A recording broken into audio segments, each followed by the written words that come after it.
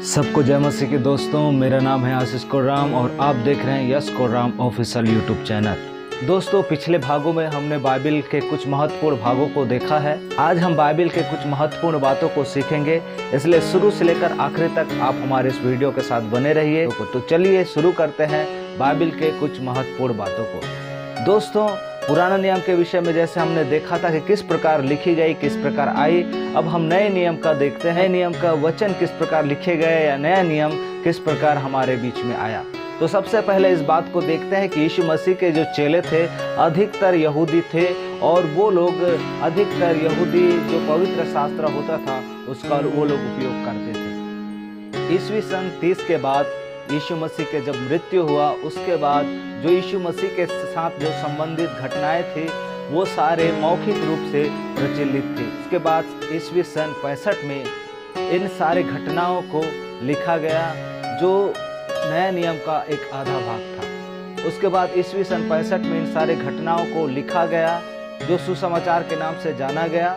पर जो नया नियम के शुरुआती जो लेख हैं जिन्हें पौलुस ने रोमी साम्राज्य में बिखरे हुए उन मसीह के अनुयायियों को लिखा, उसमें से पहली पत्री संभवतः पहला थिस्सलुनीकियों हो सकता है जो ईस्वी सन 50 में लिखी गई। नया नियम यूनानी भाषा में लिखी गई जो रोमी साम्राज्य की उस काल की अंतर्राष्ट्रीय भाषा थी। ये पुस्तकें अलग अलग पत्रियों के रूप में पढ़ी जाती थी।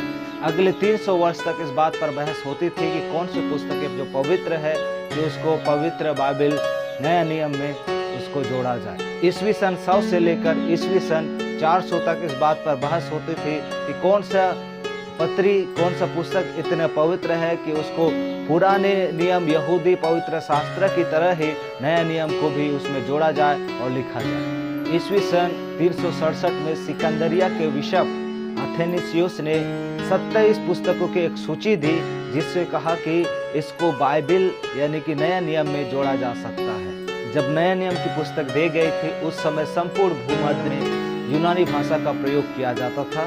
उसके बाद बाइबल का अनुवाद रोम की भाषा, सीरिया की भाषा, मिस्र की भाषा में किए जाने लगे। अगले 1000 वर्ष तक पश्चिमी यूरोप में इन्हीं भाषाओं का उपयोग किया जाने लगा और इन्हीं भाषाओं का उपयोग करके बाइबल को पढ़ा जाने लगा। पर मध्य युग आते आते जैसे आधुनिक प्रिंटिंग प्रेस का आविष्कार किया गया सन 1456 में, उसके बाद नए नए भाषाओं में जिस प्रकार लोग पढ़ सकते थे, जैसे जैसे पढ़ना लिखना लोग सीखते गए वैसे वैसे उनके लिए अनुवाद का कार्य किया गया। उसके बाद मार्टिन लूथर, विलियम टिंडेल जैसे अनुवादकों ने बाइबल का अनुवाद करना शुरू किया। आज भी परमेश्वर के लोग अनुवाद कार्य में लगे हुए हैं ताकि उनके पास उनके ही भाषा में परमेश्वर का वचन पहुंचाया जाए।